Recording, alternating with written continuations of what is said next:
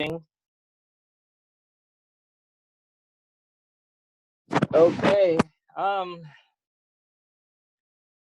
Before I'm going to the formal class, does anyone have any questions? Okay. If not, then let's talk about confidence interval. And then, okay. So the final is going to be May 1st, right? I think so. Let me see. Friday, May 1st. Yep. Okay. We only have like a few weeks left. Okay. Because of my internet is down, so I cannot grade of your midterm number 2. But so far so good to me. You guys really do a good job. I think given time, you guys should be able to grind it out. I think. Okay. So keep doing that, but you have to know that master exam is going to be like time constrained. So although you could do it, at home, but you need to sort of practice a little bit, trying to speed yourself up for the exam. Okay, so then let's go back to the confidence interval. So the general idea of confidence interval is really nothing but try your best. Try your best to do what? Try your best to do, you find out 1 minus alpha as a probability. And then the goal is put your theta in the middle. And then you have your lower bound and upper bound as a function of x. Okay? So trickily, to frequent test, these two guys is not random variable because confidence interval is constructed when you collect the data. Okay? So which means that it's, when we talk about confidence interval, we cannot say one thing is, what's the probability theta fall into your lower bound and upper bound is? Because theta to frequent test is not random variable. So right here, although theta in the middle, because theta is not random variable, so you cannot say it's how likely what's the probability your theta fall into the lower bound and upper bound. Okay, that's the reason why we only talk about what 95% confidence level. Okay, then this 95% confidence level is not a probability sense in some way. Okay, if that's actually probability sense, we'll show it's 95% probability already. Okay, good. But to Bayesian, it's so natural to them. Okay, for Bayesian, theta is a random variable. So, of course, it's easy for them to say that theta, what's the probability of theta fall into your lower bound and upper bound is? Okay, good. So then, last time we talked about how to find a confidence interval then. The easiest one would be what? Inverting an established region. Okay, I want to apologize. I cannot still find that intuitive explanation about why when I have upper bound, I need to have in that alternative hypothesis, theta, so on theta 0. Okay, I'll keep thinking about it.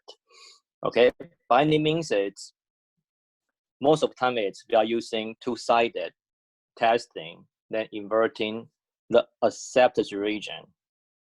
And then how do I do that? Whenever we want to find that, whenever you're using any testing, you do know this is like alpha label alpha test. Then this is alpha label alpha test acceptance region. Then how do I using that to invert to theta? Okay. Then you remember I say what? Just bring your erasers. You bring your erasers. You take out theta 0. You take out theta 0. And then doing that easy algebra to operate on both ends. Then you will find out that you will say that is smaller than something. Right here, because it's lower bound, or this upper bound. Okay, it's upper bound right here, only one-sided. Okay, good. Then, but if you have a two-sided test, you can find two-sided confidence interval. Okay, so then I said last time, yes, inverting a acceptance region, you need to find a test, for example, LRT. But doing that is a long route to work on, right? You need to find a test. So you can imagine that some LRT is really tedious, some LRT is really hard to derive. Okay, so then it's hard for some case to find a acceptance region. Okay, so actually one easy way of finding the confidence interval we always use is what? So-called pivotal quantity. Okay, so pivotal quantity right here is actually easy. The definition of pivot is what? Remember, pivot having both function of x and the theta. Okay, when you see a pivot, you see statistic, you also see theta as well. Okay, but their quantities distribution, okay? So again, it's not quantity itself. Its distribution is independent of theta. Okay, for example, location family. We can as easy as trying is, for example, x1 to xn. Follow normal mu once. Okay, then we do know that mu is location family because shifting mu, you're shifting your locations. You have different location of a central tendency for normality. Okay, so then if you do have location family, then you can use pivot as x bar minus mu. Okay, so right here is y is a pivot. Easy to see, get example right here, right? X1 to xn, normal mu1, then x bar follows what? X bar follows normal mu, then 1 over n. Okay, if you're really taking out x bar minus mu, then follow what? Follow normal 0, 1 over n. Look at distribution of their quantity. This guy independent of mu. You don't see mu in the right hand side. So you will know that this guy is pivot. Okay, then I can show you right here. If I do having that pivot, why is so easy for us to working on as a confidence interval for mu length, right? So again, the goal is this, right? The goal is this. So say x1 to xn follow normal mu1. Then we know that x bar minus mu follow normal 0, 1 over n. Okay, so that means that I can easy to write it. Even further, I can write it. X bar minus mu divided by 1 square root of n follow what? Normal 0, 1 x. I can do so. Okay, then you'll find it's very easy for us to put your pivotal quantity in the middle. Okay, then easy to find what? N to n, say A and B right here. Okay, then right here, I do know this guy normal 0, 1. Right, normal 0, 1.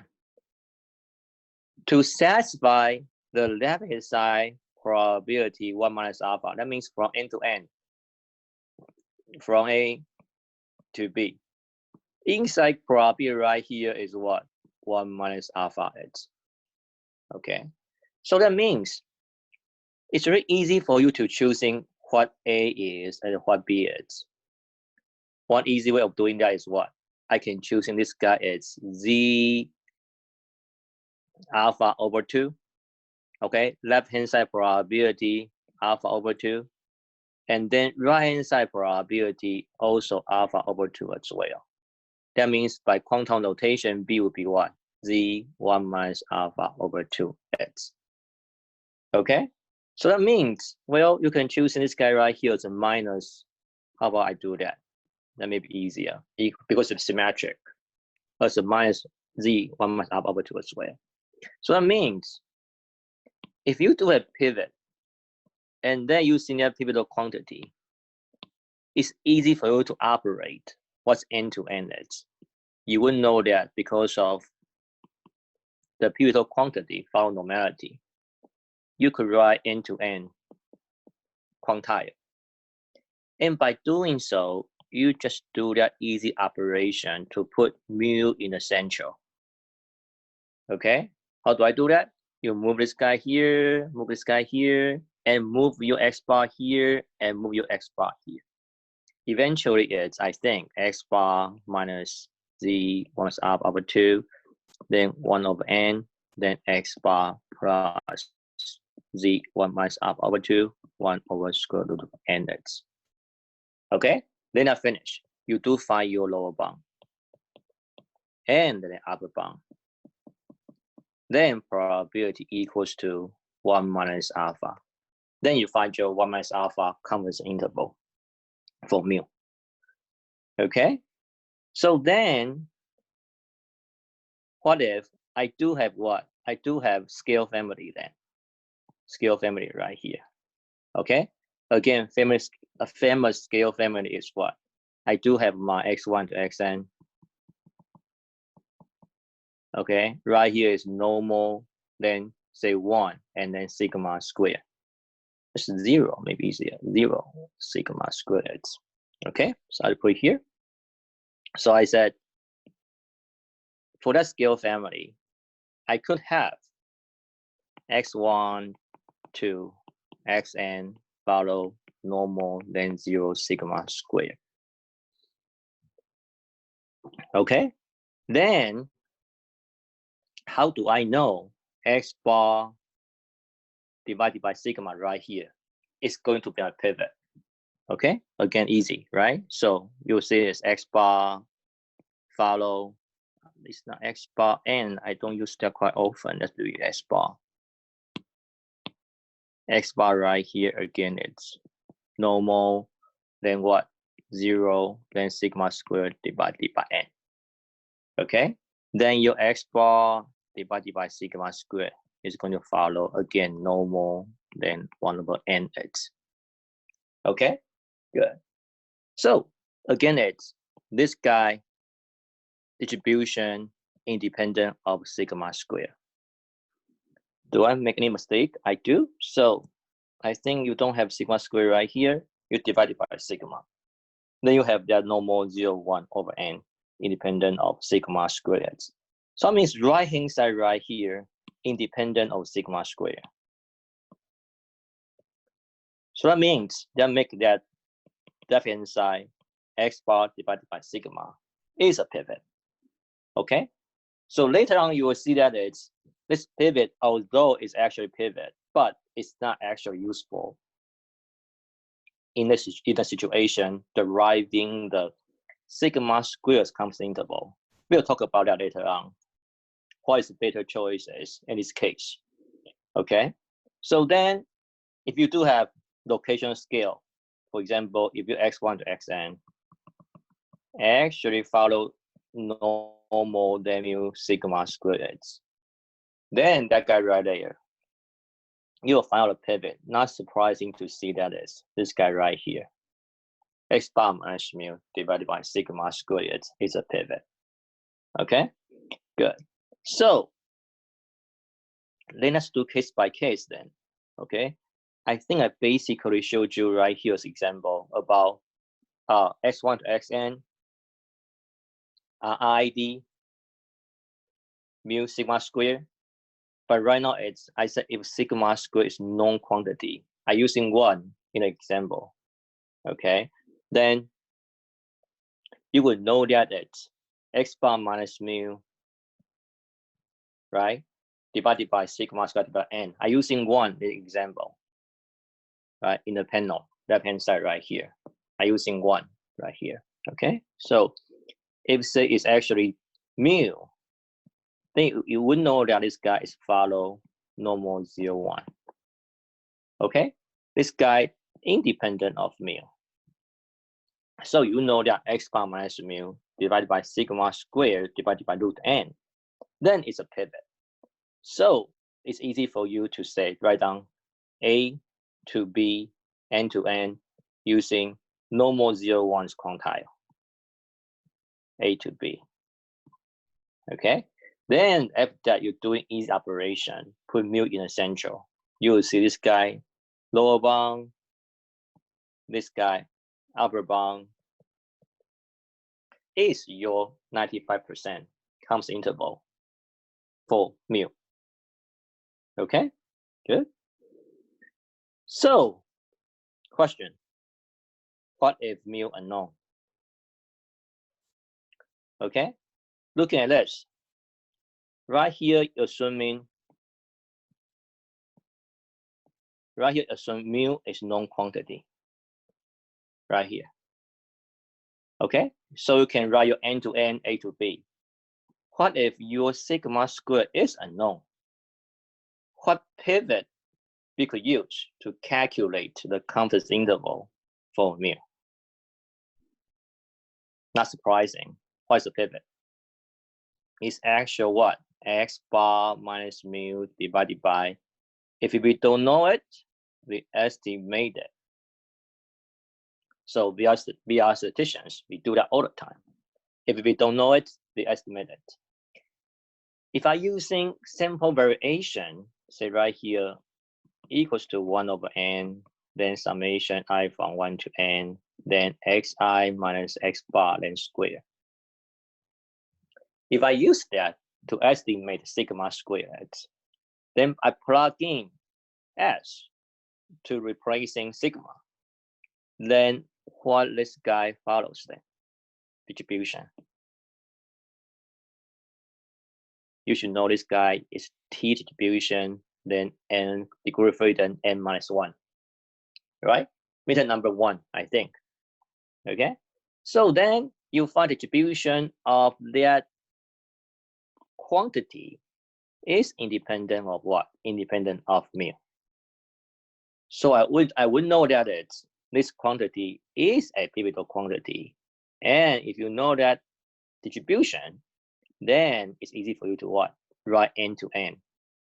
1 minus alpha equals probability n to n, A to B. Then how do I write A to B? Again, distribution, symmetric, heavier tail. Again, you can A and B right here. Okay, because symmetric, I can always choose in alpha, then this guy, alpha as well. Alpha half as well. Sorry about that. Alpha half. Okay, and then so that means I can write A to B as easy as what? Using quantile notation, which means that I can using that as t equivalent n minus 1. Okay, maybe I just using t n minus 1.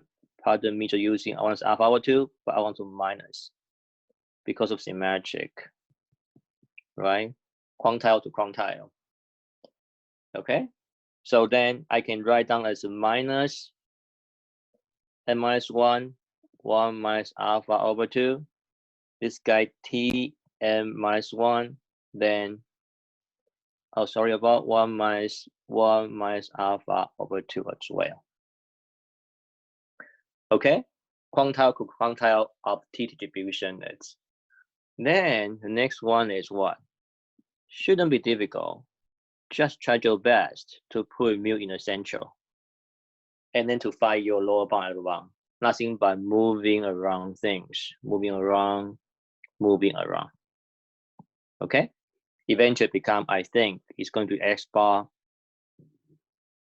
Sorry, minus t n minus 1, 1 minus alpha over 2, then x bar plus t n minus 1, 1 minus alpha over 2x. Then I do have, sorry, I don't have space, so pardon me on that.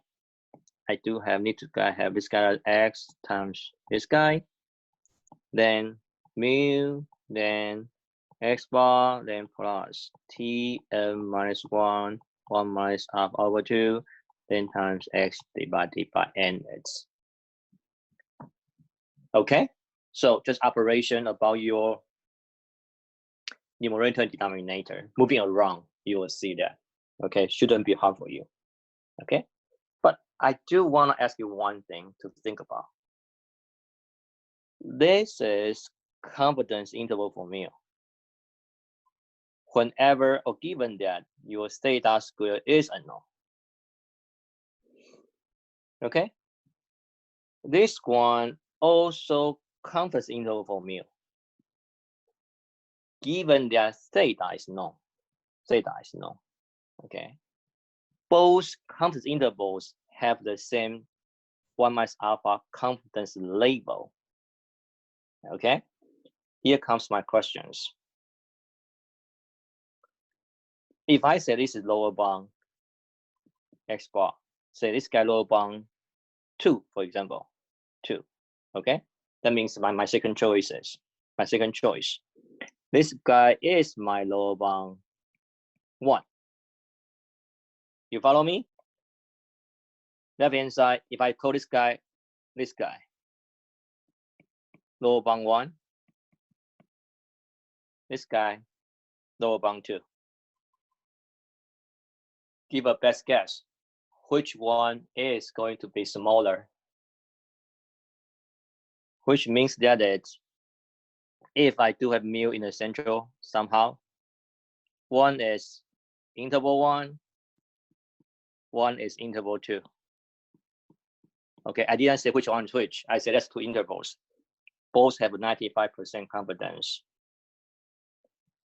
Imagine which one having a lower one, or imagine which one couldn't have a shorter length.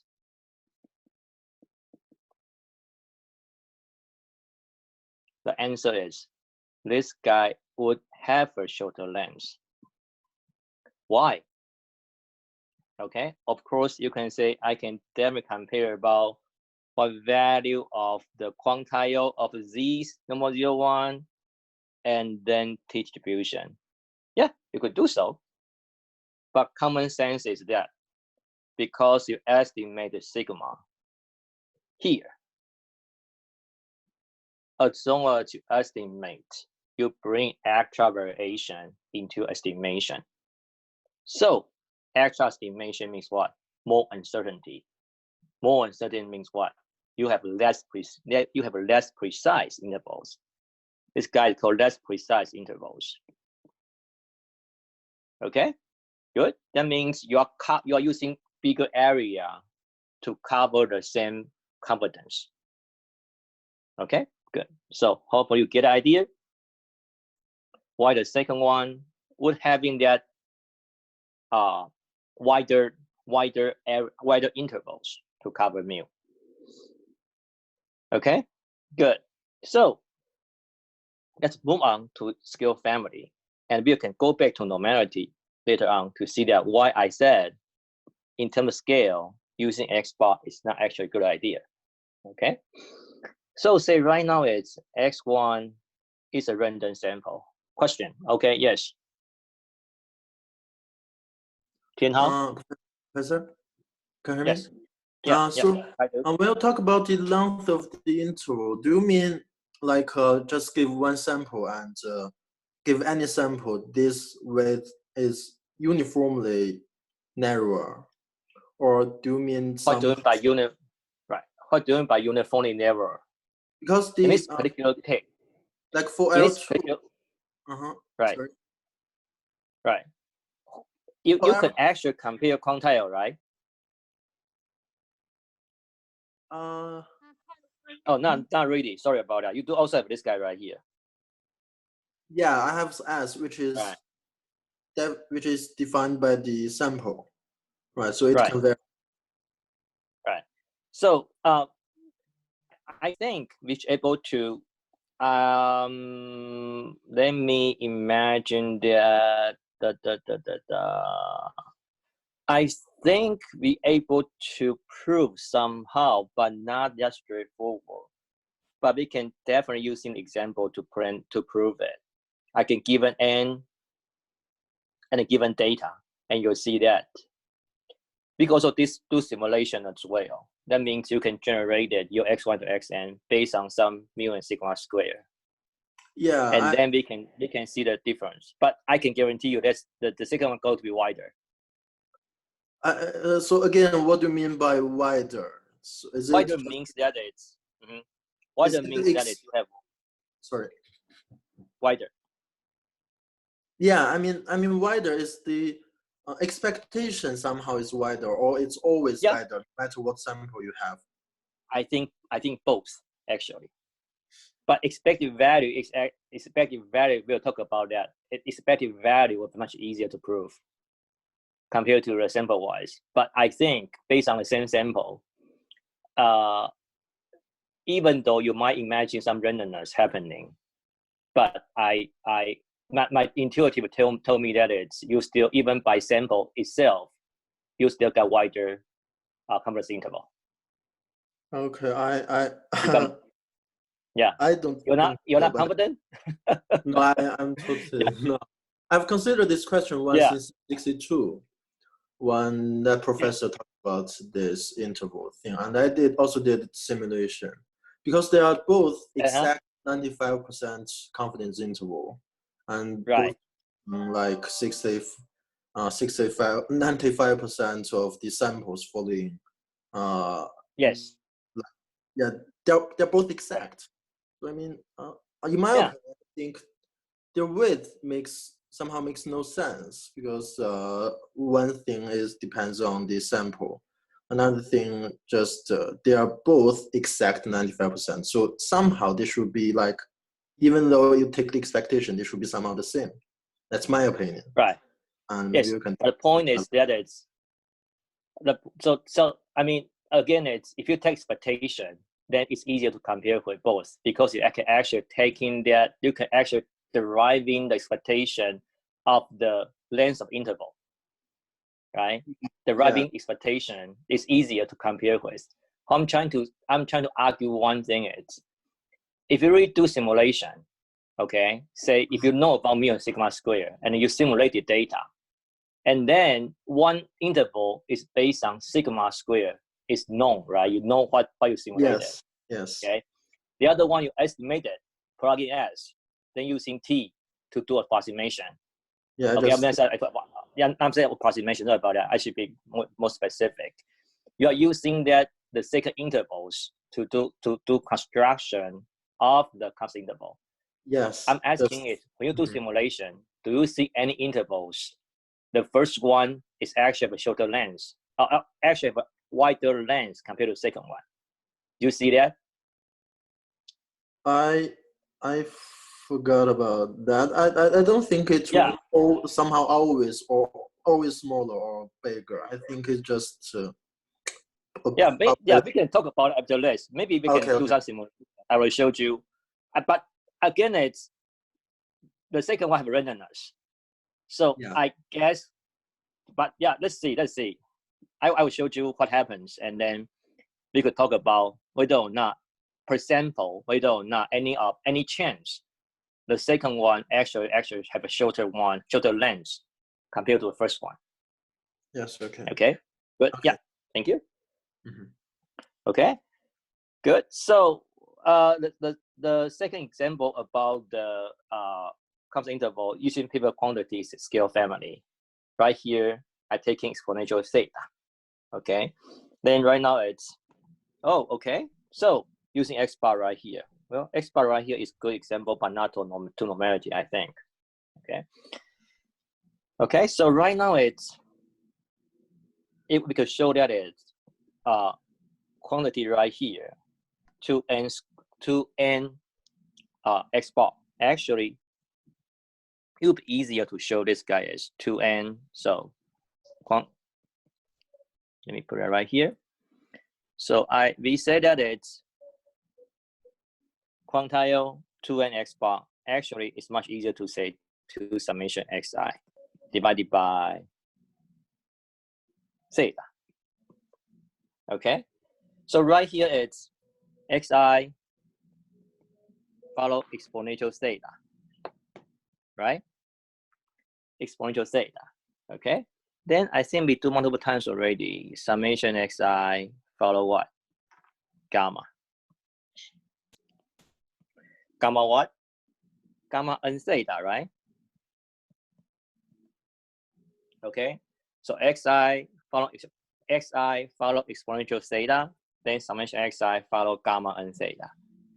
And then actually, even though I have 2 right here, either way, okay, later on I will show that it's even using not only have 2 right there, it's also fine as well, okay, because I do know that it's summation xi divided by theta follow what?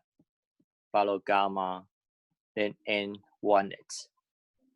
Okay, again, right hand side right here. Let me see. Did I make it correct? Yep. Okay. So right hand side right here also independent with theta. So actually, you could also using this guy as a pivot. Okay, to do construction of your constant interval for theta. Okay, but right here in this example, I told you that I want chi-square to n. Well, that is because chi-square may be much easier to handle quantile things. Okay, but it's not really necessary. So if we do type 2 right here, okay, that means become gamma n2. Then gamma n2 is exactly what? Exactly chi-square to n-it. Okay, because chi-square is what? I think chi-square is gamma, then some degree of freedom divided by 2, then times 2it. Okay, okay, my R and then n looking like the same thing. Okay, this is R right here. So no wonder this guy is degree of freedom to n. So it means if I using 2 summation xi divided by theta, follow chi-square to n. Okay, then because there's a pivot, so that'll be easier for me to do this. So pardon me, I'm taking out this. Hopefully you got it already. Okay. So quantile to quantile. Again, you just draw that. This is chi-square to n, and then quantile to quantile. Okay. Right here, you do have different, the same thing as a normality. You do have different combination of A and B, as long as you make sure that inside guy right here is 1 minus alpha. Okay. Then right here, for easy approach, let's take out right here, it's alpha over 2. That right hand side, alpha over 2 as well. Okay. Again, you can take, say, I can want to take alpha 1 left hand side, alpha 2 right hand side, then alpha 1 plus alpha 2 equals alpha. It's okay as well. Okay, so and for teaching purpose, I just taking alpha half and alpha half. Maybe easier to handle. Okay, so say, let me see what eventually I said. What eventually I take? Oh, I take alpha 2. Okay, so then let's take alpha 2. Then okay, alpha 1, alpha 2. But remember, alpha 1 plus alpha 2 is alpha right here. Okay, so it means you should write down quantile. Quantile, this guy is chi-square. It's not z. Writing too much z. Okay, so this guy chi-square to n. Quantile notation 1 minus alpha 1. I always do left hand side probability. Okay, then quantile chi-square to n. Then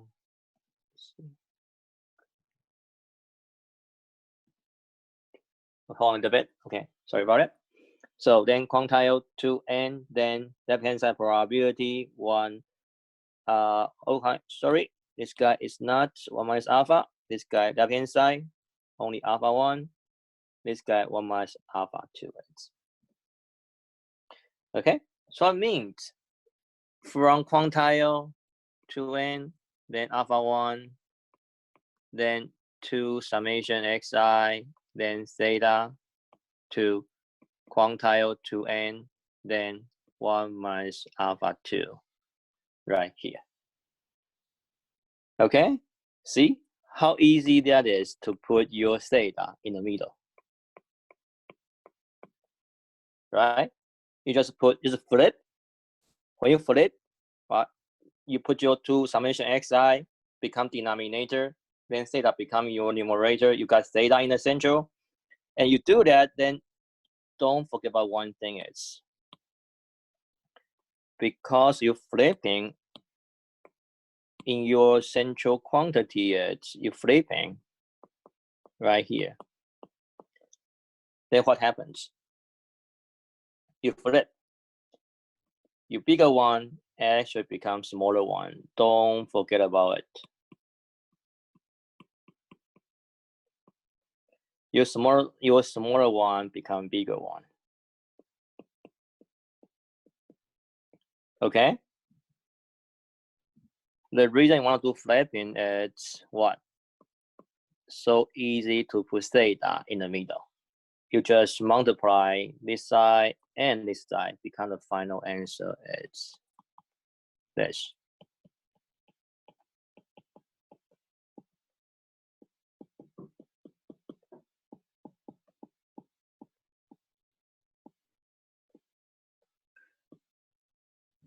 Okay, then you finish your derivation of 1 minus alpha comes interval. This guy, lower bound, this guy, upper bound x. Okay, so that's how easy we can use pivotal quantity to deriving the comes interval. Okay, so then I think it's everything, right? Do I forget to cover anything? We did this, we got this, we got this. Okay, so well, yeah, yeah. So I think right here you're just choosing alpha 1, alpha 2, meaning that you need to find A and B quantile to quantile.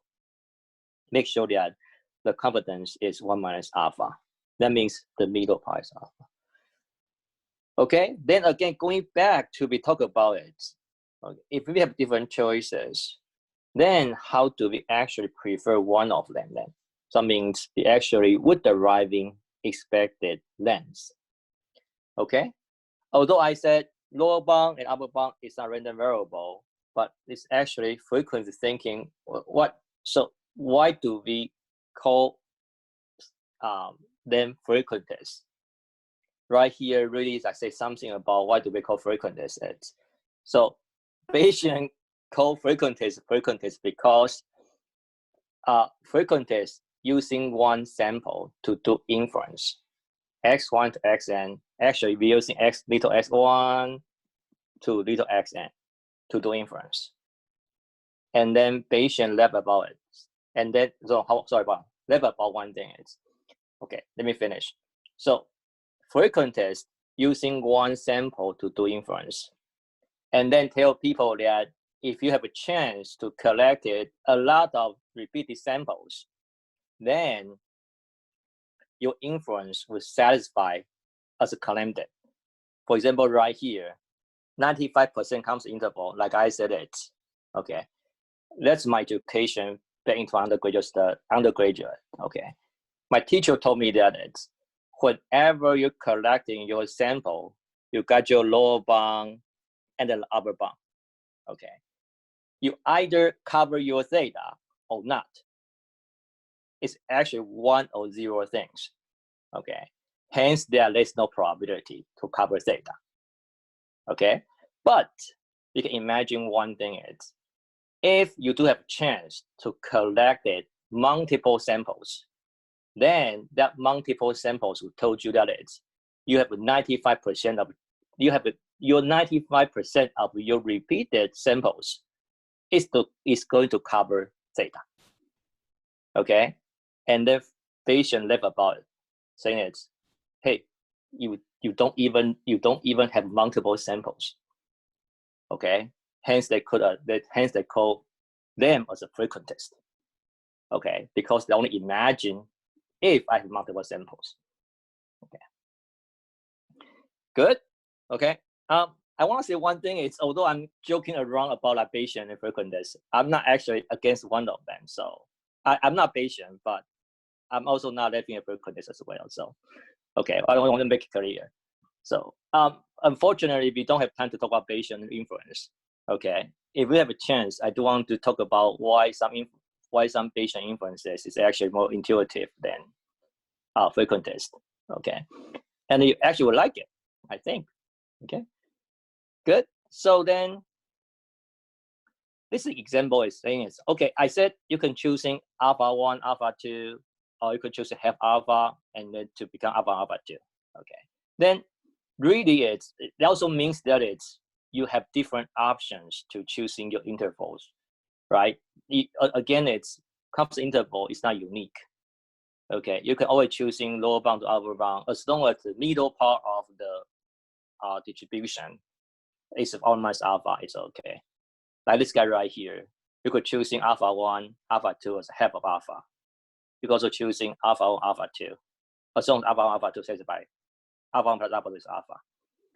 Okay, so then you have different choices. Which ones actually prefer then? It's not hard to imagine. Like I said, you want to have some shortest interval. And then again, we talk about it's actually based on observation, which one is shortest. Sometimes it's not really fair because, maybe if really one sample, you are shorter than me, but if I get another sample, I might be shorter than you. But in that sense, that's a maybe. I think it's always easier to talk about, hey, in average, which one have a shorter length. Okay. Then right here, it's actually easy to derive the expected value of a length, right? So right here, you do have your lower bound, upper bound.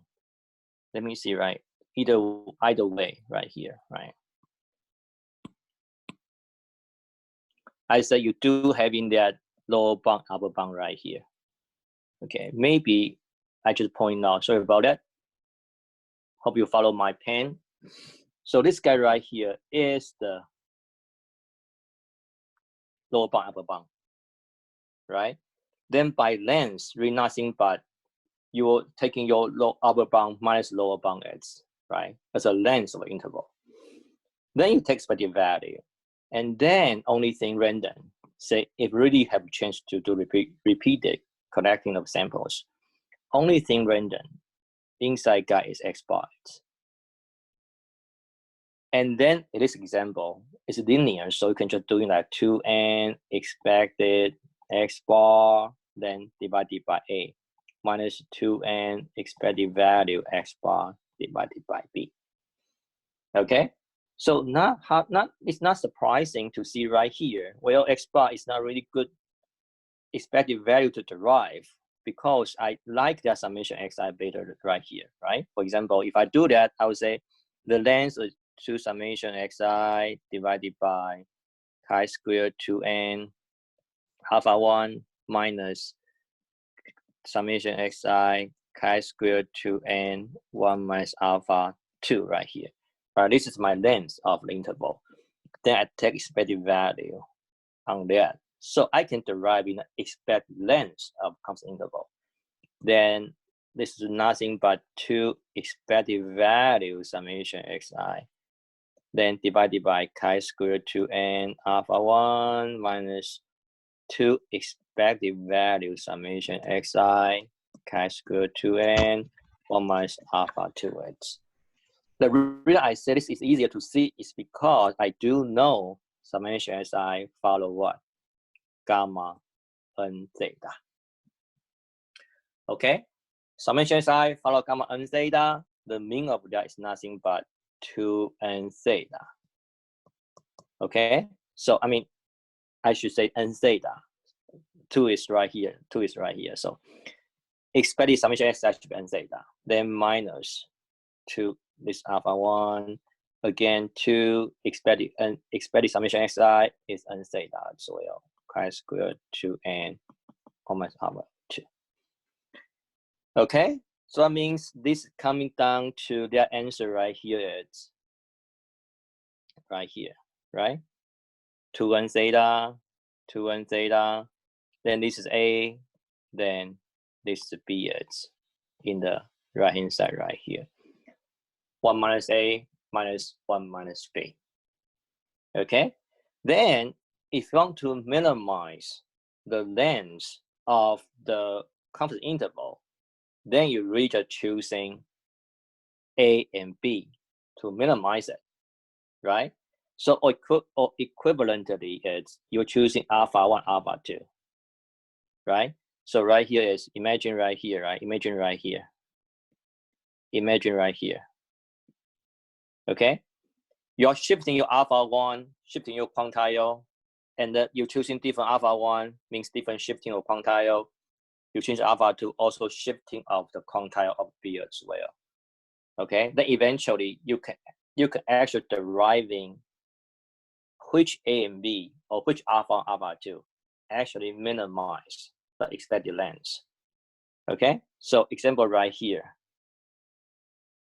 Okay? If n is 1, the optimum, which means that the shortest length would be alpha 1 is 5%, alpha 2 is 0. I think it basically means that basically means that it's a one-sided.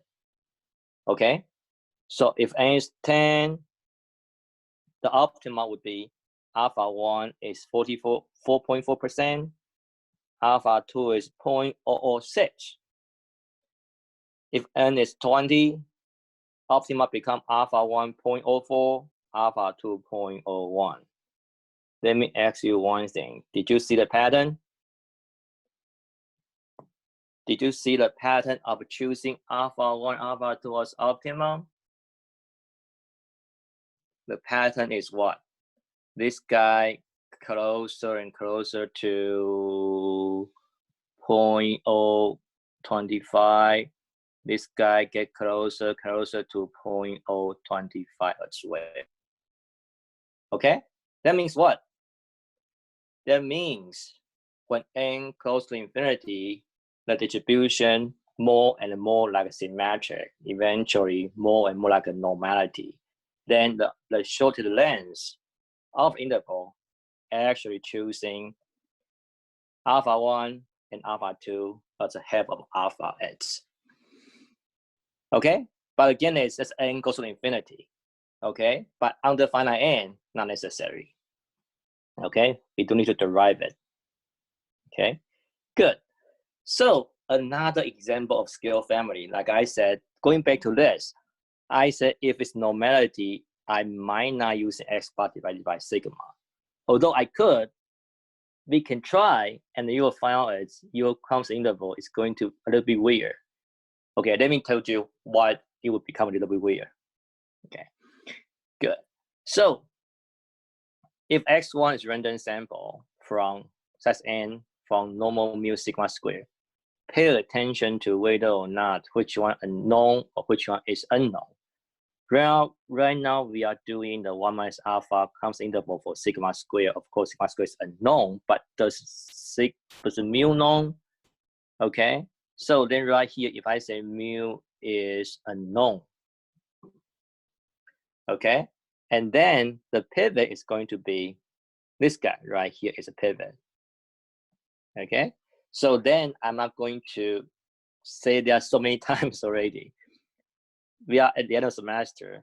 You got to know one thing, but I guess you guys know that. So maybe I just too picky about it. You do know this guy right here is chi-square minus 1, right? Okay, good. So if you do know that that's chi-square minus 1, then that's independent of what sigma square in the right hand side.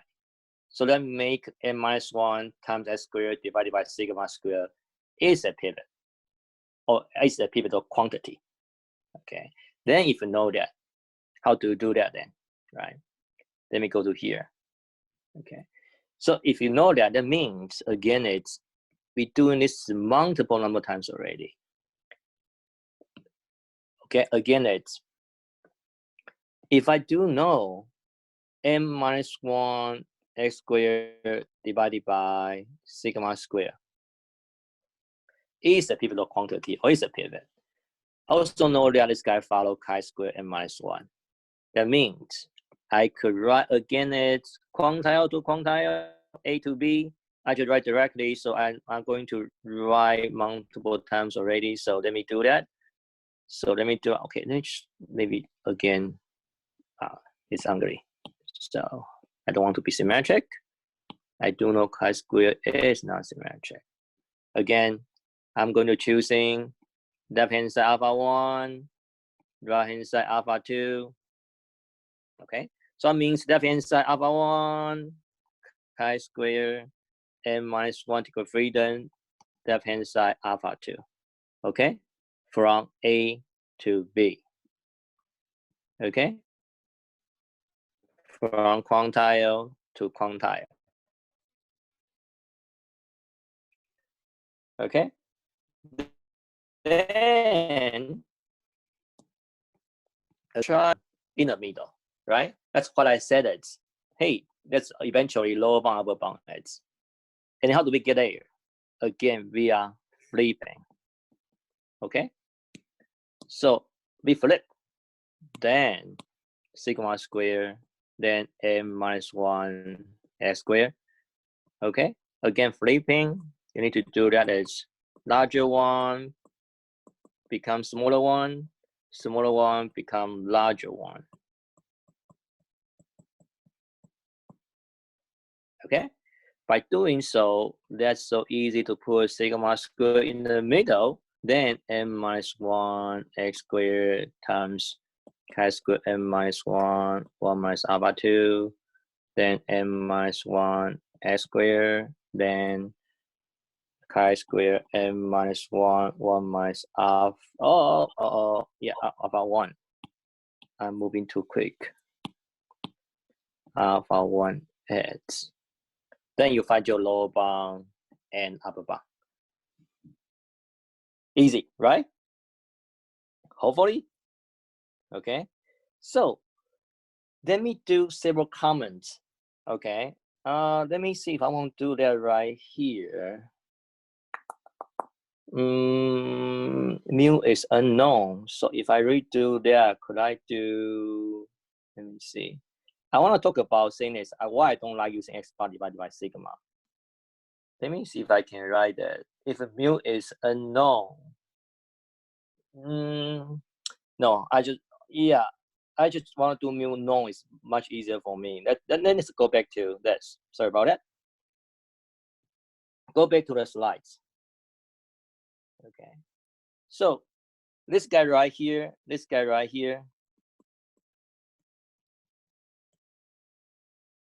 given that mu is unknown. Okay. Then I'm asking it, what if mu is known? What is the pivot? Okay. Let me tell you one thing. It's if mu is known, if I'm using this guy as a pivot, no. If I'm using this, not this guy, I'm talking about this guy. I could take a bunch of things, not necessary. I'm talking about this guy. If mu is unknown, okay, then if you told me that this guy is a pivot, is that correct?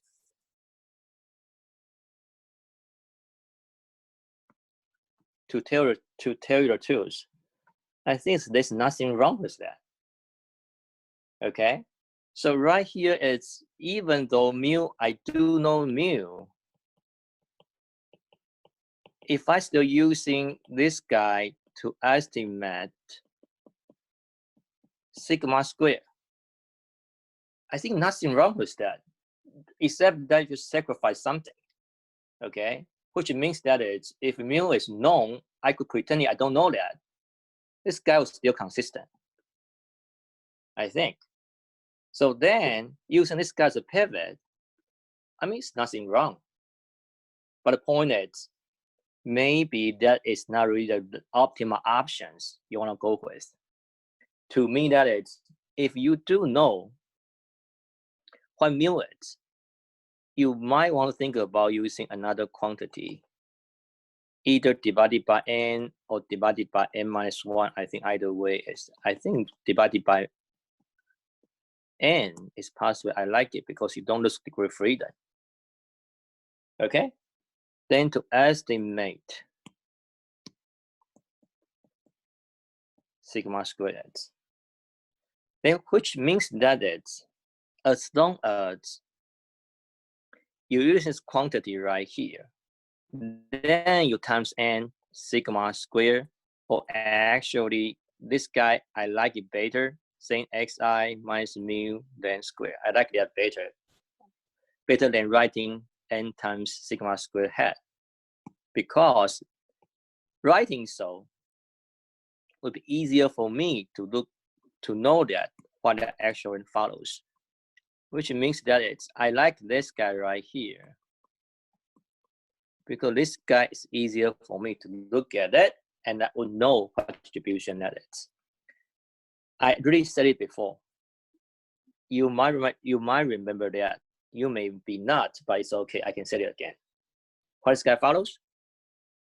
This guy follows chi squared n.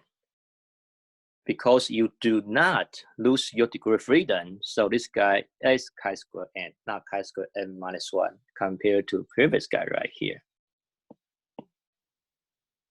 Okay, good.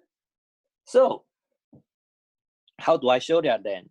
I just write it here. So if you don't get it, because I say multiple times already, so I don't want to keep saying so. Inside guy normal 0, 1. Inside guy normal 0, 1. Taking square become chi square 1, and then summation become chi square n. Even it exactly this quantity is chi square n. Okay, that means that guy is a pivot. Then it's easier for me to handle quantile to quantile then, right? Quantile, left-hand side, chi square n, left-hand side quantile alpha 1, left-hand side quantile 1 minus alpha 2. It's alpha 1, alpha 2, yeah. Okay, then let me jump. So I don't want to say that again. I want to jump directly to, you do know that flipping and then calculating and 1 minus alpha 2 chi square and alpha 1, then flipping, then times, then summation xi minus mu square, then summation xi minus mu, then taking square. Then if we do know mu, this guy is your 1 minus alpha confidence interval. Okay, then compare this guy again, compare this guy, double star, compare to this guy, single star. What's pros, what's cons? Okay, actually I see no cons, because you are going to prefer this guy. Okay, again, I might actually ask you in the final exam, it's which one do have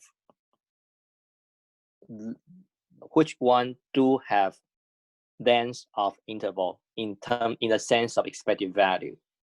Okay, that means I might actually ask you to deriving,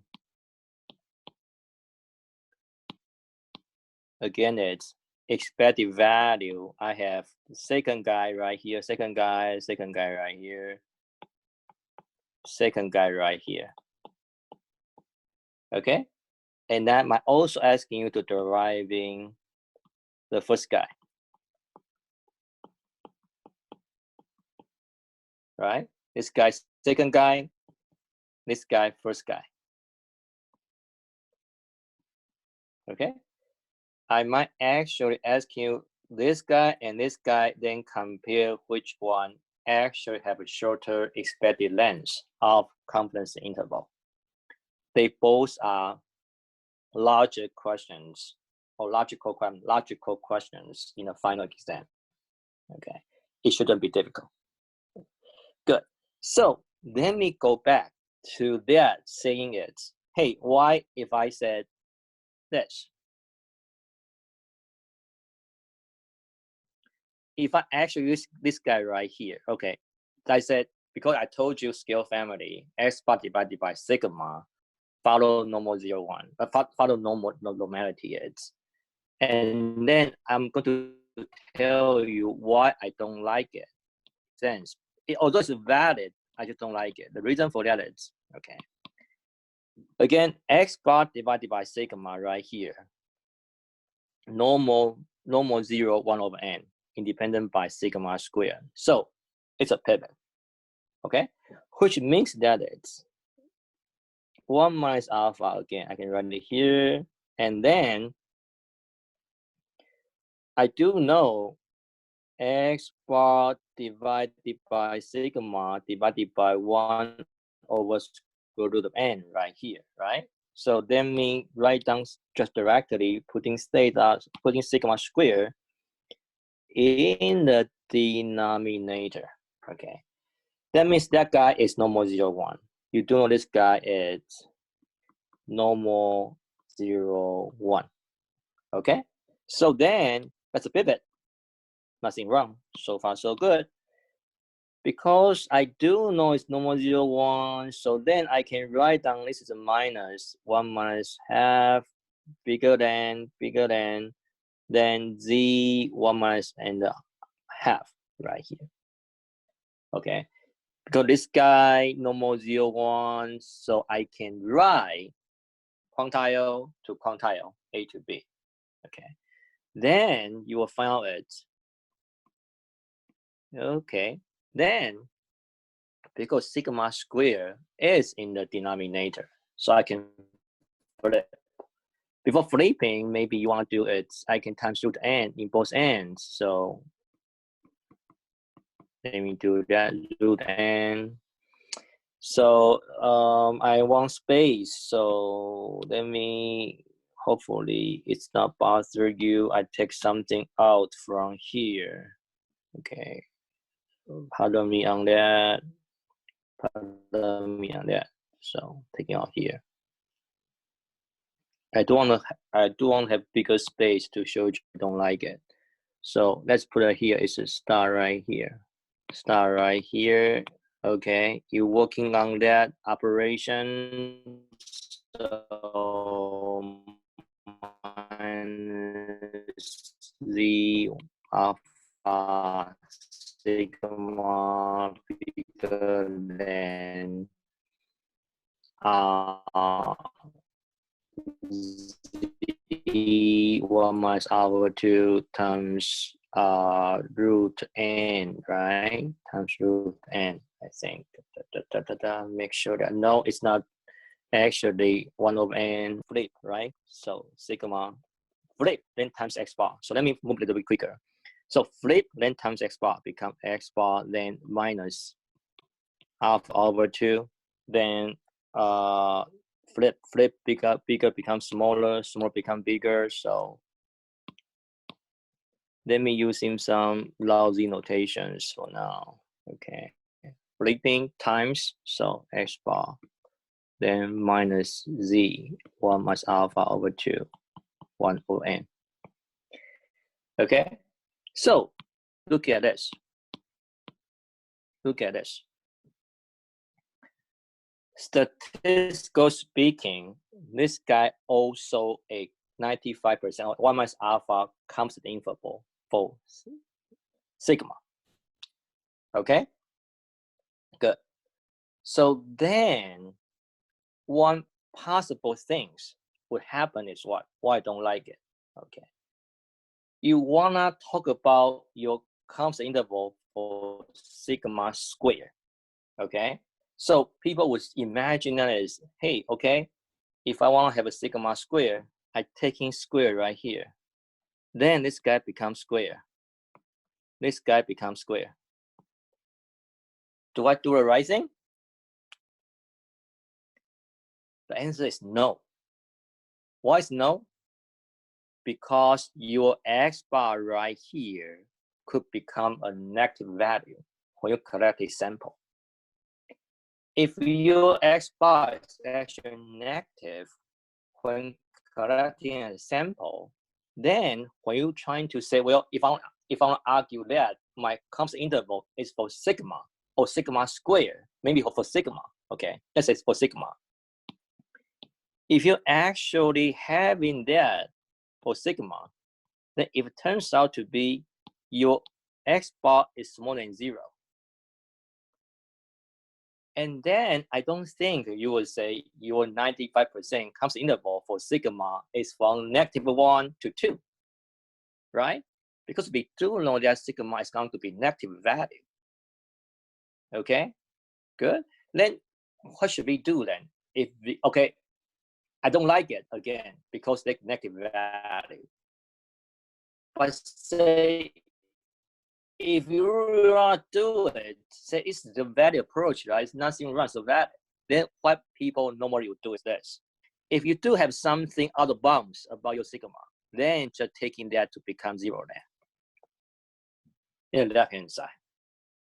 Okay? Anywhere, if any space that doesn't make sense, just limit the space to some space making sense. And I guarantee that probability won't change because those negative values probably is 0, right? In some sense. So it's okay to write something as a lower bound things, but not how to imagine why we don't like it, because you really sacrifice something. It really like, you know, shrink something to a more shorter spaces, more smaller spaces. Okay, so that means nothing wrong with that, but I just don't like it as a result right there. Okay, because we need to do some like weird adjustments for that interval of a sigma square or sigma. Good. Okay. Okay. So we only have about 7 minutes left. So let me just roughly talk about this. Okay. This guy right here looks like very complicated, but actually it's not. Okay. So there's a natural pivotal quantity called CDF. Okay. Why? Because CDF is actually a natural pivotal quantity then.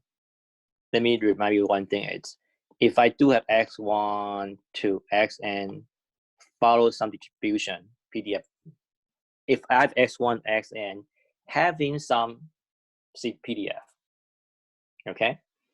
Remember we talked about if I apply CDF function,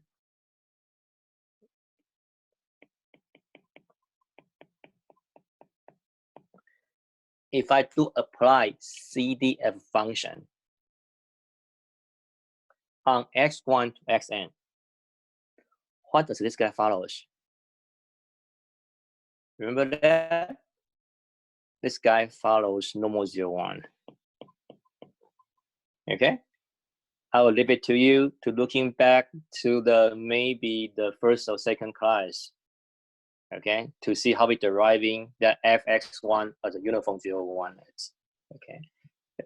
So that means, see right here, if I do using CDF functions of some random variables, then it follows normal 0, 1. What does that mean? It's a natural pivot, isn't it? Independent of, say, theta. So that means CDF itself is a natural pivotal quantity. If it does, it's a natural. If it is natural pivotal quantity, then how do we use that to deriving the confidence interval for theta? Okay. So let me just say so, and then point out one thing very specific, very critical. It's, say from x1 to xn, say if you do have t as a statistics, okay, then you will be able to derive the CDF of t. Okay, it's not CDF, this guy, it's not saying CDF of x1 to xn. I'm talking about CDF of t. Okay. Most critical important thing is basically I can prove this guy uniform 0, 1 as a CDF. okay? But remember, CDF is an increasing function of t, right? Okay, but a lot of times it's actually decreasing function of theta. Okay, you will see bunch of example like that way. Okay, ft surely would be non-decreasing function. Well, by definition of your CDF, then surely will be increasing function of t.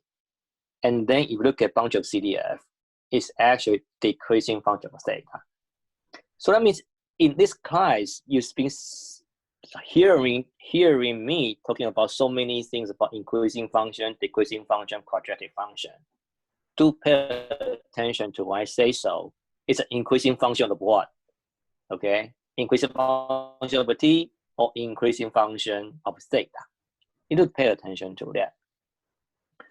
Which means that I'm going to using their property, trying to deriving the confidence interval for theta. This guy right here look complicated, but actually not. Let me draw a graph. You'll see what I'm saying. Okay. So if you really find their CDF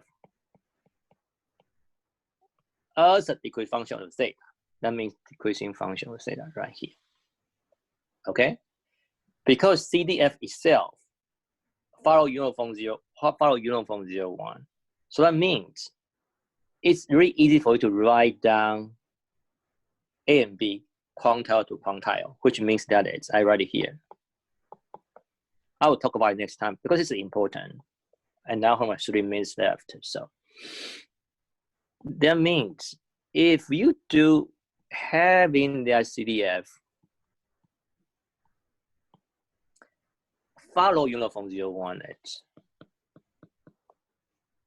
right? How easy that is to find A and B. I was joking that even my daughter can find it. Okay, so this guy, uniform 0, 1, right? Uniform 0, 1, 0. It's not good space to write, so pardon me on that. I don't have time. This guy, uniform 0, 1.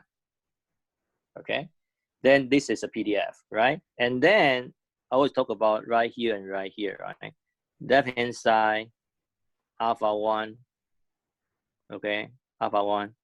Right hand side, alpha 2. Then alpha 1 plus alpha 2 is alpha. Then how do you find out quantile A and B right here? Right? Quantile inside guy is 1 minus alpha h. How do I run quantile A? Easy, right? Quantile A is what?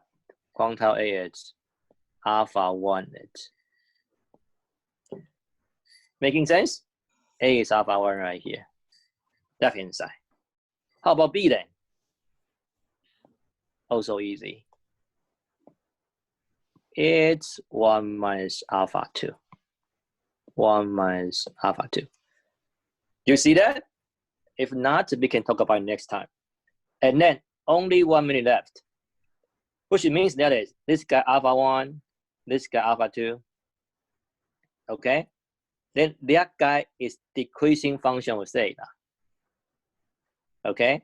Then you are going to find this guy to this guy right here become your lower bound and then upper bound. Okay? Then because it's decreasing function, how do I find lower bound? Using alpha 2. Exactly right here. Okay? How do I find upper bound? Using alpha 1. Exactly right here. Okay? So if you actually have a CDF, form of the f of it right here, then you plug in, then solving for lower bound, upper bound h. We'll talk about that on Thursday, more specifically, maybe using example, that'll be easier to see what happens. Okay? But actually in operation, It's not so complicated, even though I write it something so complicated right here. Okay, it's 1:45 right now. It looks like my hotspot works all right. Okay, but we still have 1 hour to go for bios673. So anything else I can do for you? I can do for you. Okay, so again, it's this is theory at the end of semester. Nobody likes the current situation. I don't like to keep talking to a machine. So, but I imagine it's because of social distancing, we are not going to having any chance to see you guys till the end of semester. So, but in the meantime, it's if you really find out remote teaching or remote learning is difficult for you, you let me know. I'm always available to talk to, and then we can figure out any possibilities we can improve. Okay, so especially for those students who want to take master exams after summer. Okay, so then I might, if I see something I don't like, I may contact you individually to talk about, hey, I'm maybe saying that maybe by current learning situation, but what I saw in midterm or final, you maybe, fail to the master exam if current situation not improve. Okay, so then hopefully we can work out. And then nobody like to fail students, trust me. So we want you to pass master exams, so get a degree. Okay, good. Okay, so okay, good. So sounds good. Okay, yeah, 10 how we can discuss. So let me close out my